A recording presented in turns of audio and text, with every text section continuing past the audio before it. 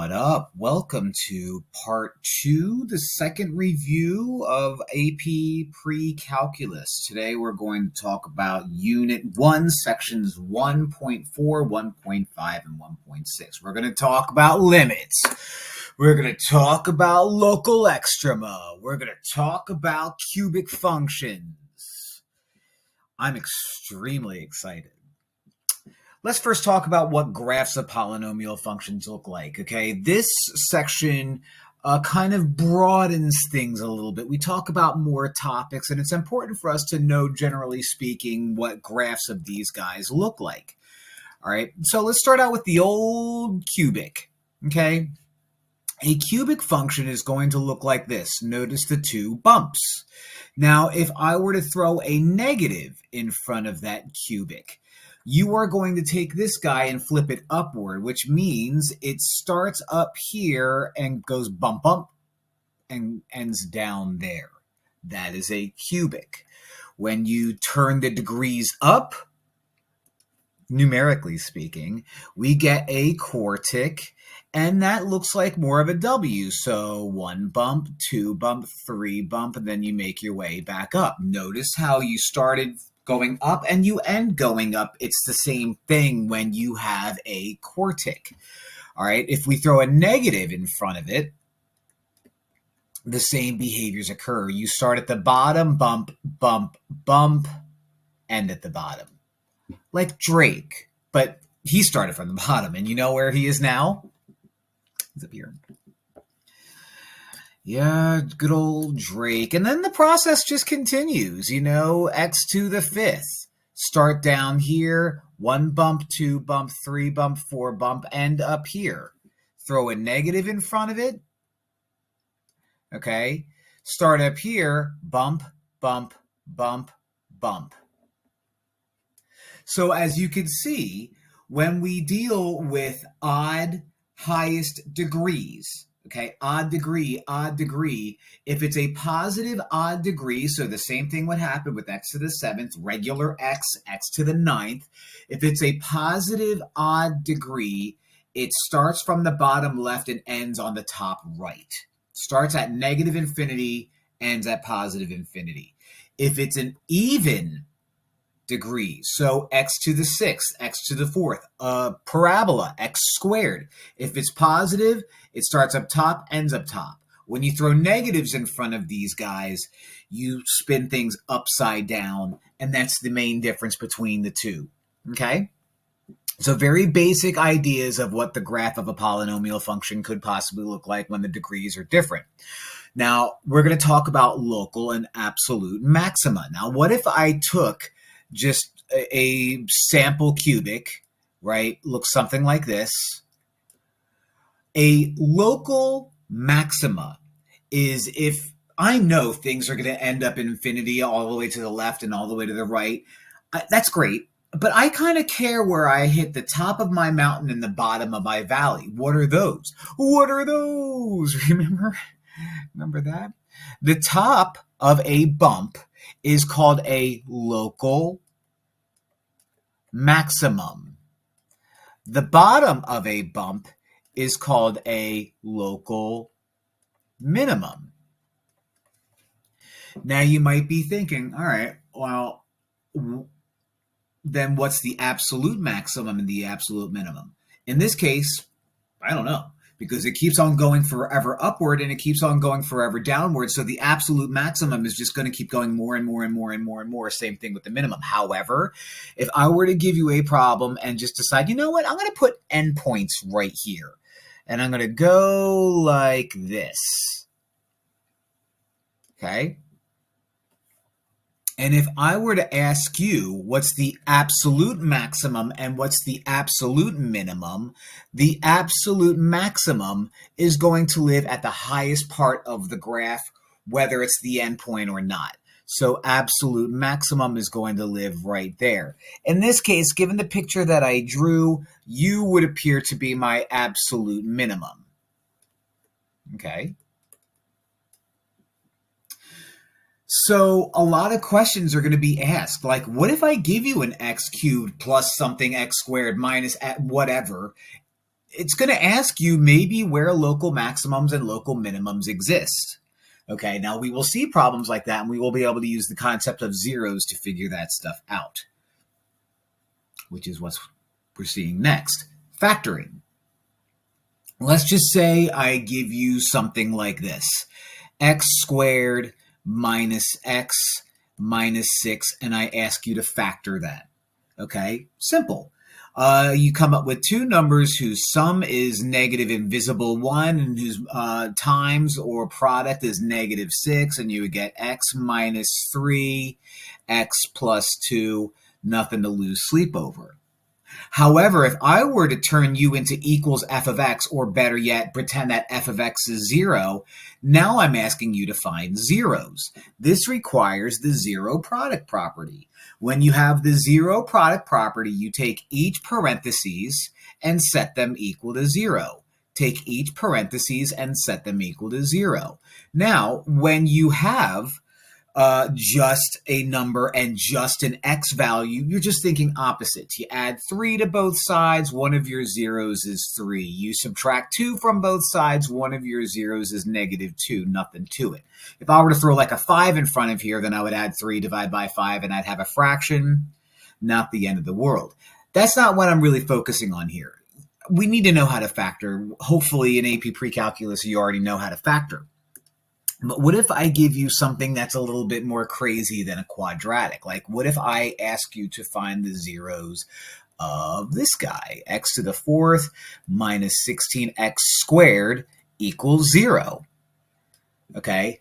At this stage in AP Precalculus, they really don't care much about factor by grouping. And if I'm wrong, I apologize. But you're not going to see factor by grouping a whole lot. One of the main methods that you're going to see while factoring is there something in common, a greatest common factor that we can pull out? And in this case, we could bring out x squared. What's left over? X squared minus 16. Now, am I able to look at this and find my zeros? Not really. Okay, not really. Now, I have x squared, nothing I can do there. Can I do anything with x squared minus 16? Ooh, that's a difference of squares. So I can turn that into x plus 4, x minus 4. And now when that's equal to 0, I can just say, all right, let's do the easy ones first. One of my zeros is negative 4. One of my zeros is positive 4. But x squared equals 0 implies that 0 is being seen twice. This is called multiplicity. If one of your factors has an exponent, then that 0 has a multiplicity of whatever exponent that is. So this is a multiplicity of 3. All right.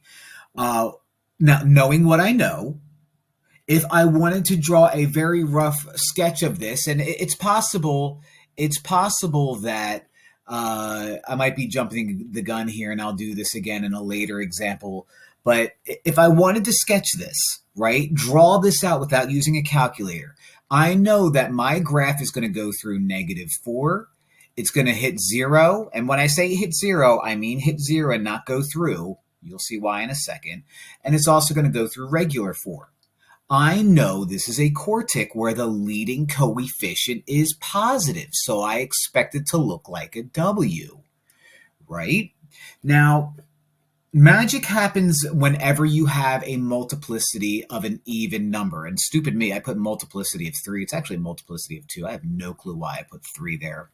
But when you have an even multiplicity, which I do, when you graph things, when you have a normal 0, it just goes through that number right there. But when you have a multiplicity of an even number, it skips off the x-axis. So that would be a rough sketch of what x to the 4th minus 16x squared looks like based off of the fact that we have multiplicity of 2. If it was a multiplicity of 4, a multiplicity of 6, similar behaviors would happen. What about a multiplicity that is odd? You still go through. Okay? Now, what if, you might be thinking, we have a graph, right, that looks something like this. Okay, I draw a picture. That is an awful coordinate plane. But I draw a picture, and it's a cubic, but I only have one spot where my line is going through my x-axis. I know it's a cubic. I know it's a cubic, but it's asking me how many real zeros I have and how many complex zeros I have. Okay, well, a real zero is going to be wherever it crosses your x-axis. I have a real zero. Now, the amount of total zeros that I have comes from the degree on the leading coefficient. I'm going to have 3 total zeros. Since one of them is real, that means 2 of them are not. So we would say 2 of them are complex. Now, complex means it has an I. A complex zero is in the form A plus BI. This is just a shot in the dark. I have no clue if this is accurate or not. But if I were to tell you that one of the zeros that's complex is -3 plus 4i, and I said, okay, great, that's one of them. Find the other. And if you're like, I don't know, it's simple. If you have 2 complex zeros and you know one of them, the other it's going to be is conjugate. The conjugate is when you flip the sign in front of the I term. So the conjugate is going to be -3 minus 4i. So if I give you something like x to the 6th power, I know x to the 6th power is going to have all these bumps, but I also know that I'm going to have 6 total zeros. What are my possibilities? I could have 6 real zeros. I could have 4 real zeros and 2 complex. I could have 2 real zeros and 4 complex. Or I could have all 6 complex. Okay? Now, again, what would this look like? 6 complex look like on a coordinate plane? Well, I have a coordinate plane and I have bump, bump, bump, bump, bump, bump, where nothing crosses the x-axis. And if I were to tell you that one of these zeros is 5 minus I, you would say, all right, the other one is going to be, flip that sign, 5 plus I, conjugate. Okay? Complex numbers. All right. On the theme of graphing, again, much wider topic with these 3 sections. We're dealing with more than one thing. An even function is something that when it's graphed looks a little something like this. Speaking of like w to the 4th power, which we saw just a little bit ago. An even function would look something like this. Now, graphically, and I'll give myself some credit, that's a pretty good looking picture. Graphically, what an even function looks like is if I were to take the left side of my graph, and if I were to take my y-axis and my right side of the graph and fold it over, do I have the same exact thing? In other words, is there a reflection over the y-axis? If there is a reflection over the y-axis, it's an even function. So something like x to the 4th minus 16x squared, which is what we saw a couple minutes ago, was an even function because that picture looked something like this. Okay, let's bring that up. Now, how can we test this? How can we make sure? What if I don't give you a picture and I tell you, is this even or is this odd? Well, I'll tell you what we do. One thing that you do is if it's an even function, there is a rule that says if I were to replace an f of x with f of negative x, it's going to end up being still f of x. What that means is if I plug in something like 3, right? And when I plug it in, I get something like 10. If I plug in the opposite of that, -3, I'm also going to get 10.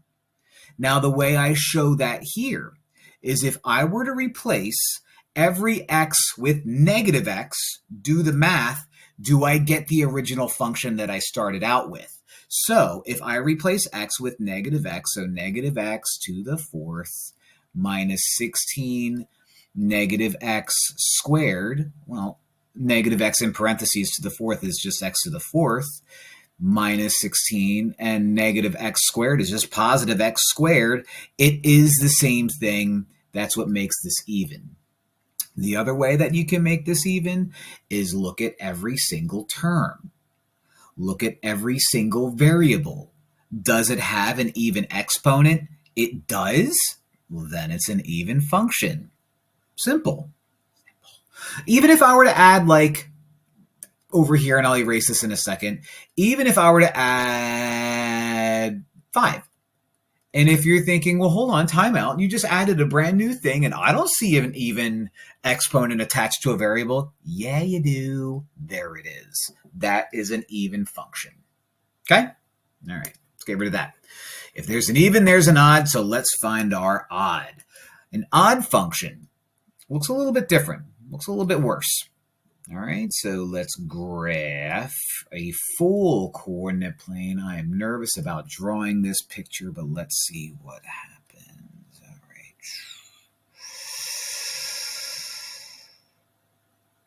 right. Oh, see how I was nervous? I had every right to be.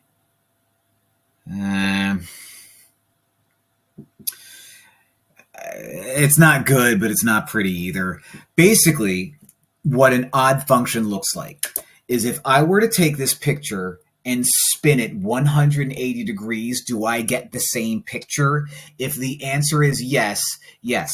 If I were to take this guy and spin it 180 degrees, I do get the same picture. Did I make a really nice looking picture?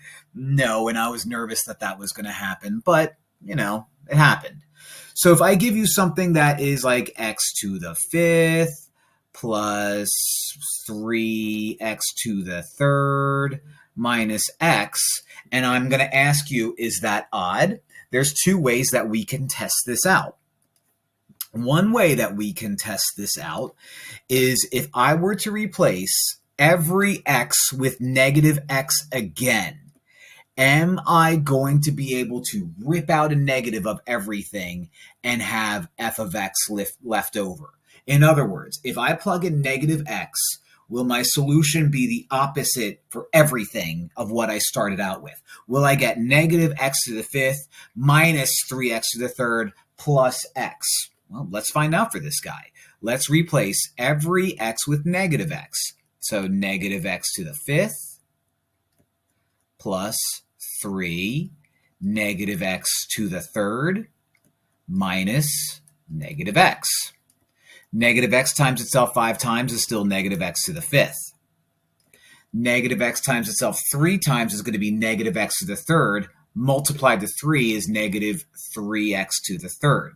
A double negative is a positive. Is this the complete opposite of that? Positive became negative, positive became negative, negative became positive. That's odd. So what's an even look like? Well, I mean, I'm sorry, what's a neither look like? Yeah, just, you know, something like that. Or if I were to graph that, there's no folding it over and there's no spinning it upside down. Now let's talk about an old familiar friend, end behavior and limits. End behavior is basically, if I were to give you a picture that looks like this, right? I'm just going to draw it out. And I asked you about end behavior. What I'm doing is I'm saying, what's going on as x moves to the left? Or what's going on as x moves to the right? What we use to figure this stuff out is extremely important. You see it in calculus all the time, and it's called limit notation. This is the x-axis. We write out what's going on as x goes to the left as limit as x approaches negative infinity.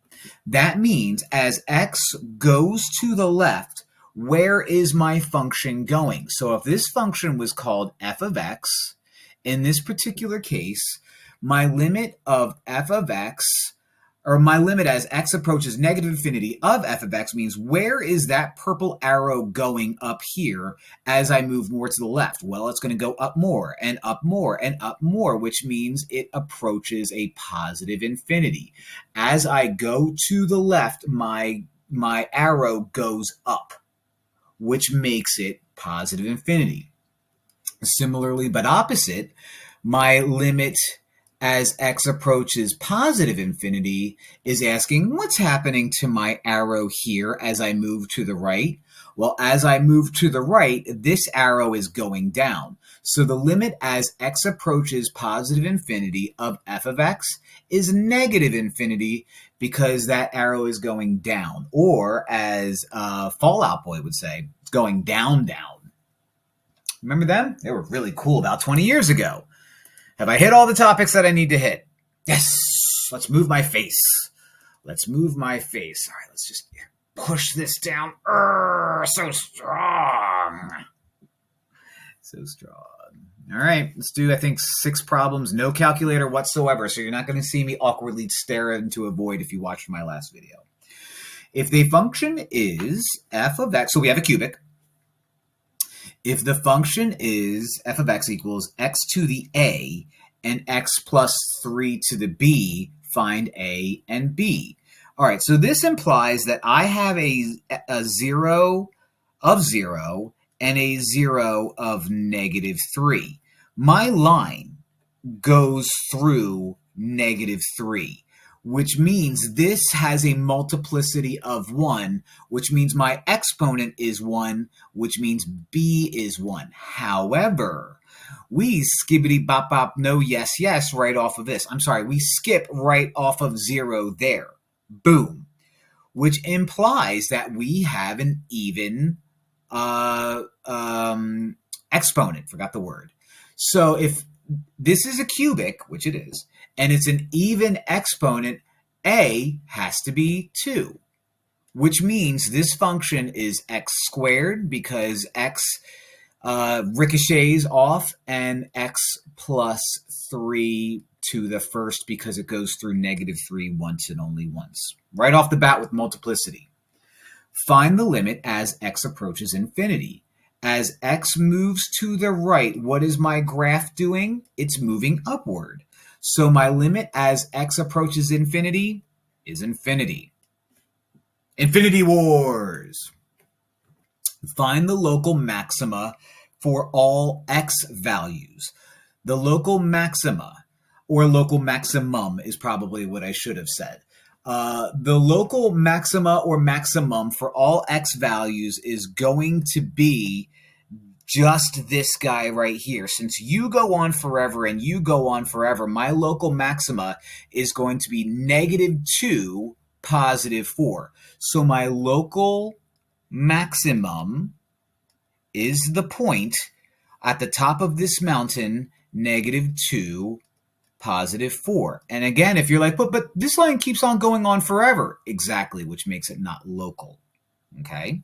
Find the absolute maximum or maxima. Again, we're implying that maybe there's more than one. There's never more than one for absolute unless it's a tie. Something you'll learn in calculus. Find the absolute maxima on interval negative 1, 1. So let's find interval negative 1, 1. There you are. Interval negative 1, 1. So in this case, my local maximum is, I go to 2, then I go to 0, then I go all the way up for 4. My local maximum is an endpoint.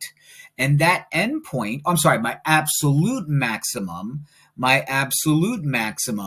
is an endpoint, and that endpoint is 1, 4. If you're dying to know, well, what's the local minimum or what's the absolute minimum?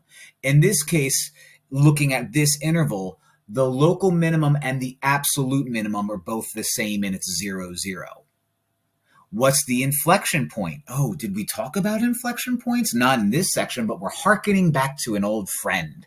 An inflection point is where concavity changes. I have a picture that looks like this. Where do I go from concave down to concave up? Right around here, which is right there exactly on the blue scratchy thing, which is the point negative 1, positive 2. Gang. Questions?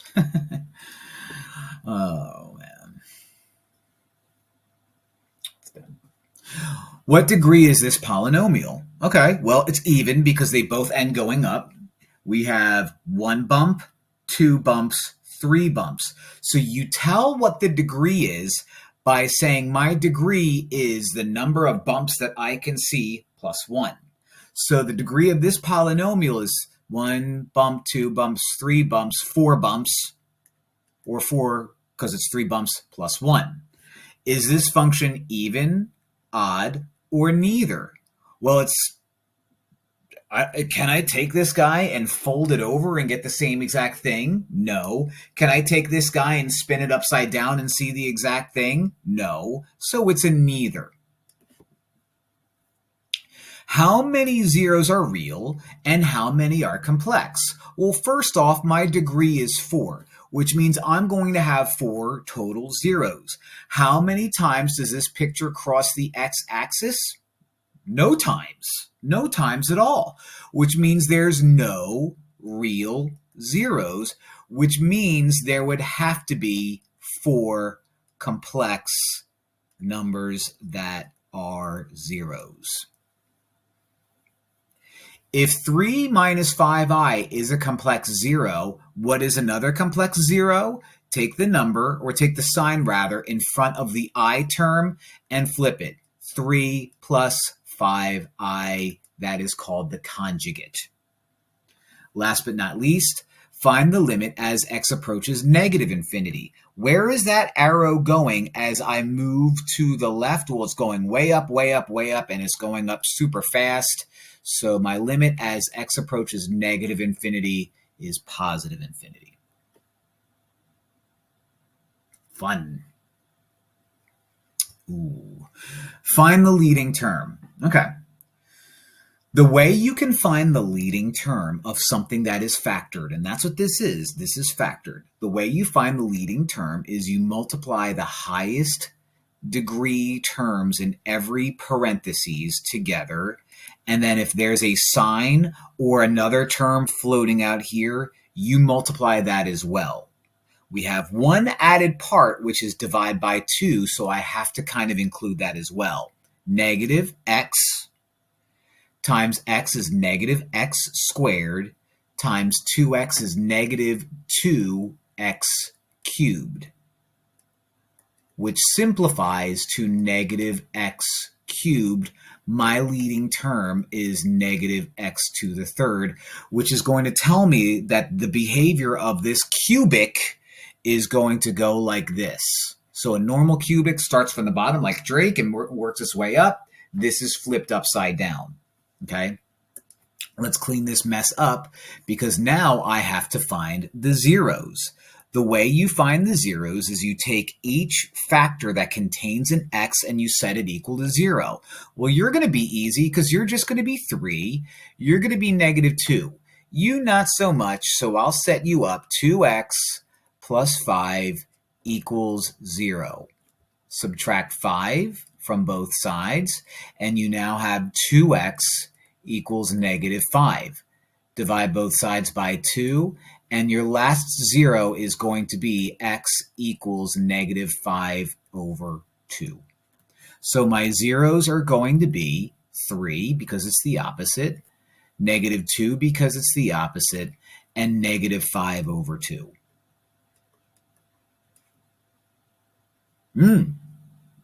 Remember a couple minutes ago where I said that my picture has to look like this? It's asking what my picture is going to look like as x moves to the right. My arrow as I'm moving to the right is also going downward, which means the limit as x approaches infinity is going to be negative infinity because my arrow is going down and to the right. I love these problems. This requires me to make what's called a sign graph. You will see this a ton of times in calculus. I know we're not there yet, but this is how you make a sign graph. Take all your zeros and put them on a number line. Put them in order. So I had negative 5 over 2 is negative 2.5, so that's going to be barely to the left of negative 2. And I also have 3, which is way over here. No multiplicity to worry about, so I don't have to worry about things skipping. If I were to graph this, I know I get something like that. Nothing's going to skip on the x-axis. So when I graph this, I know that as I draw this picture out, it's going to go through the zeros once for all three of them. So I have to start from the top left.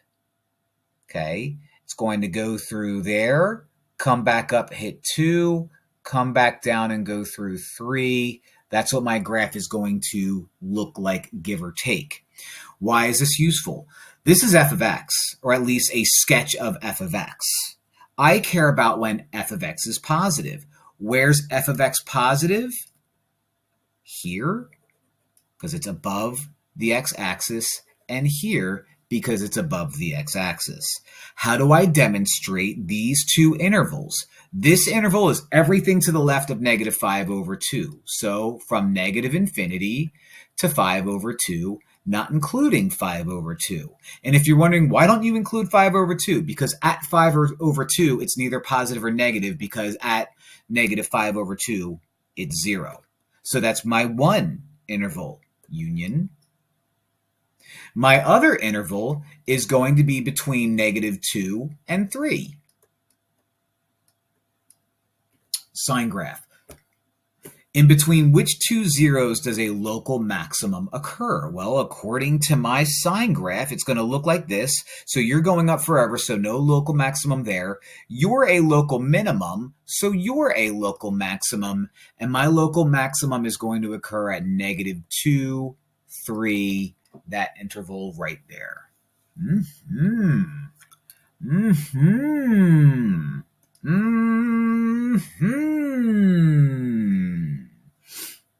F of x equals 3x cubed minus x squared minus 6x. Find the zeros. Ooh, we have to factor and set it equal to 0. So let's set it equal to 0. And I see an x is in common. Let's rip it out.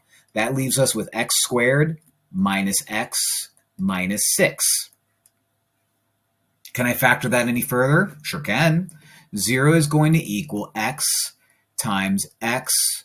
Let me think. Two numbers that add up to negative 1 and multiply out to negative 6. Negative 3 and positive 2. So I have three factors that contain x. U, so set that equal to 0. X is equal to 0. X minus 3 is equal to 0 just means I have another one that is 3 because there's no number attached. Don't overthink it. And since there's no number attached, it's the opposite of U, so it's negative 2. So my three zeros in this case is x equals 0, 3, and negative 2 in no particular order. Now, this is asking me to find the limit as x approaches negative infinity. That is a cubic where the leading coefficient is positive. Okay, so it's going to look like this. So when it's asking me, where is my arrow going as x moves to the left? My arrow is going downward, which means as x approaches negative infinity, my graph is also going down, approaching negative infinity. Now, I'm asking you, where is f of x negative? That requires us to make a sign graph just like I did for the last time. So I'm going to make a sign graph. I'm going to put my zeros on it in order. So negative 2, 0, 3.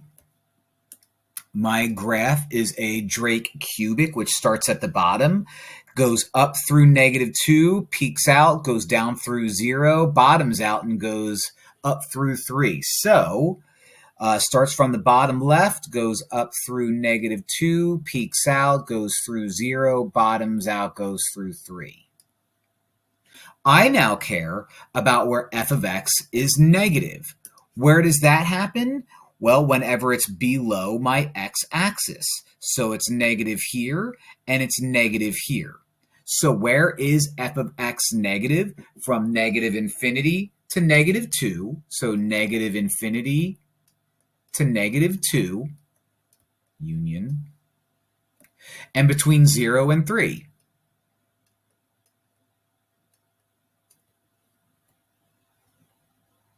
Again, don't include those because those are 0, which is neither positive nor negative. Now I need to sketch f of x. Now, a sketch is an accurate picture. It's not exact by any means, but I'm going to try to be as exact as I can, knowing that I have decent numbers to deal with. So I have to be out to like there. So I'm going out to 4, 1, 2, 3, 4. Okay. My zeros are at -2, 0, and +3. I am purposely not labeling my y-axis because I'm not going to worry right now as to how high it goes up and how low it bottoms out. That's something that calculus will help me out with. I start from the bottom.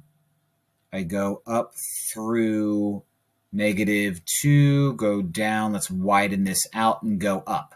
Okay, so obviously as the intervals are spread out a little bit more, you can expect your bowls or your hills to be bigger. Is this exact? No. Is this accurate? Yes.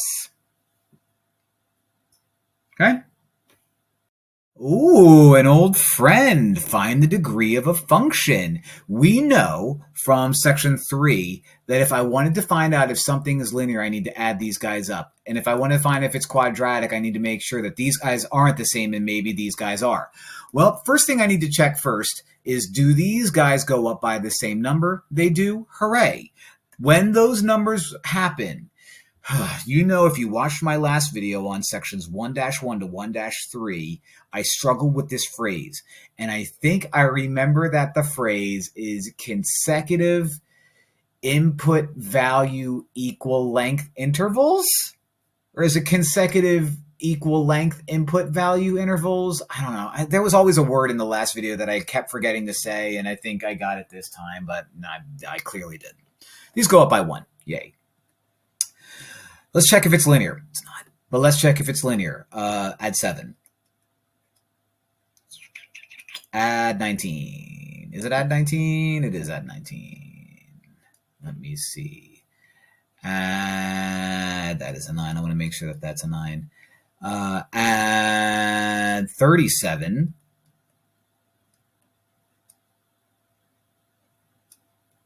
Add 61. Checking my work, checking my work, checking my work, and I think I am okay. Probably should do these ahead of time, but nah. All right, what do I do? Add 12. Add 18, so it's not quadratic.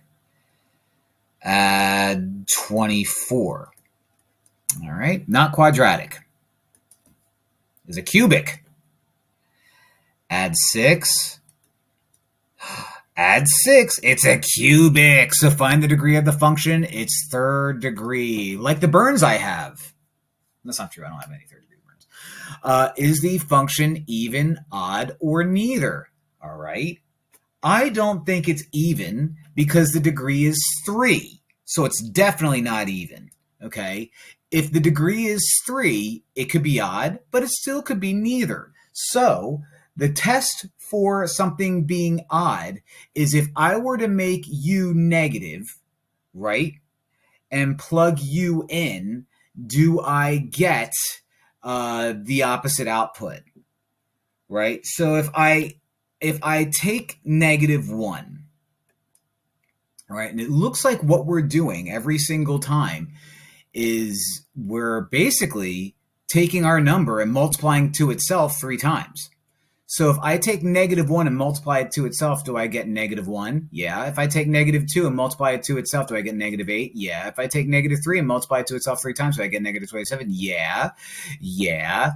Yeah. So is it even? No. Odd? Yep. Neither? No.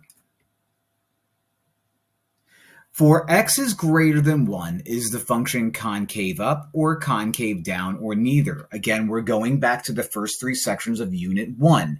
If something is concave up, it looks like this. That means the rate of change is increasing. Okay, remember that phrase? You need to. Hopefully you do. If something is concave down, it looks like this. That means the rate of change is decreasing. Rate of change is found by going to where it's linear and seeing what your numbers are doing. 7 turned into 19, got bigger, which turned into 37, got bigger, which turned into 61, got bigger. Oh, look, my rate of change increased. So what is it? Concave up. Again, something from back in the day, find the average rate of change on the interval 2, 4. The formula for average rate of change is f of b minus f of a over b minus a. Well, what's b? What's a? Well, a and b come from your interval, 2 and 4. So let's clean this mess up. A is 2, b is 4. So a is 2, b is 4, f of a is 8, f of b is 64, like my favorite video game system from when I was a kid. F of b is 64, minus f of a, is minus 8, over b, which is 4, minus a, which is 2. 64 minus 8 is 56. 56 over 2 is 28. My age in a couple years. Let's do one more. Oh, thank you, Jesus. It is one more. Find the zeros. Oh, okay. Find the zeros if I'm given a regular old polynomial is found by setting it equal to 0 and factoring. Can I rip anything out from both of them? Sure can. X squared. That leaves me with x squared minus 9. Ooh, a difference of squares. 0 equals x squared. I can factor that by thinking of two numbers that add up to 0 but multiply out to negative 9. X plus 3, x minus 3. So my zeros are going to be x squared equals 0, multiplicity 2, negative 3, and positive 3. So my zeros are x equals 0, negative 3, positive 3. Is the function even, odd, or neither? Now, if it's odd, all of these would be odd. It ain't. If it was even, all of these would be even. They are. So it's not neither. Now let me double check. If I replace this with negative x, do I get the same thing? Negative x to the fourth is still x to the fourth. Great. If I replace this with negative x, do I still get the same thing? Negative x in parentheses squared is still x squared, so nothing changed. Hooray, this is even. Yippee-yi-yo. Where is f of x negative? I need to make another sign graph. I have a bunch of zeros at negative 3, 0, and positive 3. What type of function do I have? I have a degree 4 where the leading coefficient is positive, so it's going to make a W. All right, so when I graph this, I have to be very careful and remember that I have a multiplicity of 2 at 0. So wherever I'm supposed to go through 0, I won't, and I'll ricochet and I'll come back around to when I hit 3. So I'm starting from the top, the opposite of what Drake did, goes through 3. I approach 0, ricochet off because the multiplicity is 0, come back up through 3. So it's negative underneath the x-axis here and here. Now you might be thinking, why didn't you just draw a blue line across everything? Because it's not negative at 0. When it comes up and ricochets, it still hits the x-axis, which means at 0, it's 0, which is not negative. Gotcha. So I'm going to say that my intervals are between negative 3 and 0, not including union, and 0, 3. So when I sketch this graph,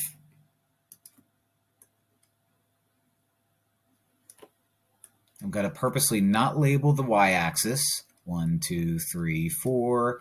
1, 2, 3, 4. I'm going to make sure that my line goes through negative 3, comes back up, bounces off of 0, comes back up, and goes through regular 3. Okay, so, oh golly, I started out weak. Here I'm trying to end this thing, and I can't even draw lines, curves, whatever. I'm making it green, my favorite color. bounce. Yeah.